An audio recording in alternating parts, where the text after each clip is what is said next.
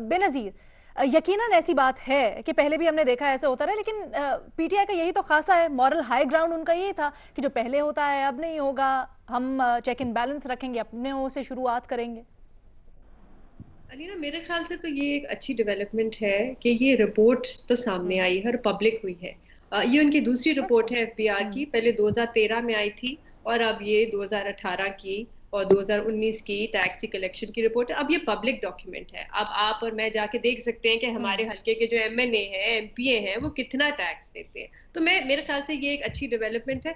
देखिए, एक चीज जो अभी भी है, क्योंकि मुझे इतना टैक्स वगैरह के बारे में इतना पता नहीं है, लेकिन एक माइंडसेट और हमारा जो कल्चर रहा है वो यही रहा है कि टैक्स अदा हम अक्सर, और ये हमारे घरों की भी बात है, मतलब हमारे घरों में कहाँ ये बातें होती थी कि टैक्स देना है या डेडलाइन गुजर रही है। लेकिन ये माइंडसेट आहिस्ता आहिस्ता मेरे ख्याल से अब तब्दील हो रहा है। हम जो सैलरीड क्लास है उसमें अब ये बात जरूर होती है कि टैक्स की डेडलाइन आ रही है, टैक्स देना है। अगर आप कंपेयर करें या मुआवजा करें अमेरिका के साथ, तो वहां पे एक किस्म का खौफ होता था आईआरएस से कि वो आ जाएंगे और आपसे टैक्स कलेक्ट करेंगे, बल्कि बहुत से बड़े बड़े मुजरिमों को सिर्फ एक छोटी सी चीज टैक्स पे उन्होंने जाके पकड़ा है।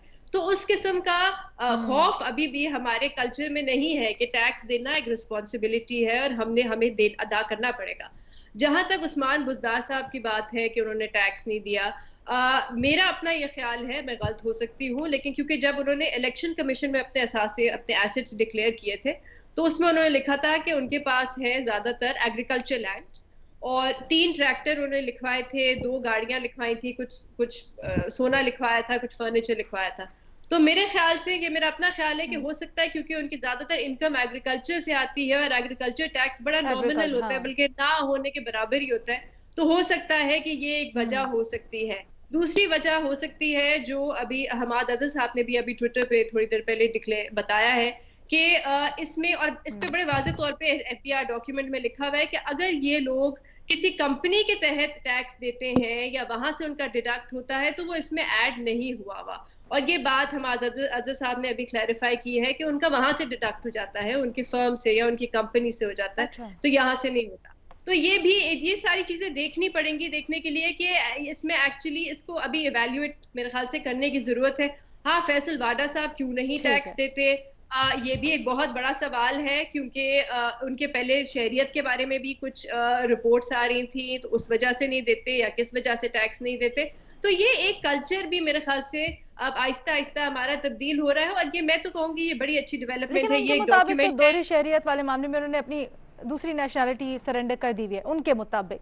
खैर, लेकिन अब लेकिन ये अच्छा, मैं ये पॉइंट 2018 बेनजीर का वाला है। आगे लेके चलते हैं। ये हाँ लेकिन ये देखिए अलीना, लेकिन ये हाँ। 2018 की रिपोर्ट है, तो 2018 जून तक, मतलब कि ये इलेक्शन से पहले की है।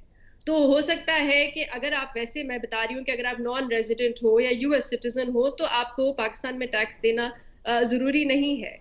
तो हो सकता है, मुझे नहीं पता उनकी ठीक है। उनकी क्या रीजन है या क्या होगा, लेकिन मेरे ख्याल से ये अच्छी चीज है, एक डॉक्यूमेंट है, एक पब्लिक डॉक्यूमेंट है, एक वेबसाइट पे है। मेरे लिए एक छोटी सी मैं चीज यहाँ ऐड करना चाहूंगी, क्योंकि मैं एक लेमैन हूँ, मुझे इतनी इन चीजों की जी। समझ नहीं आती।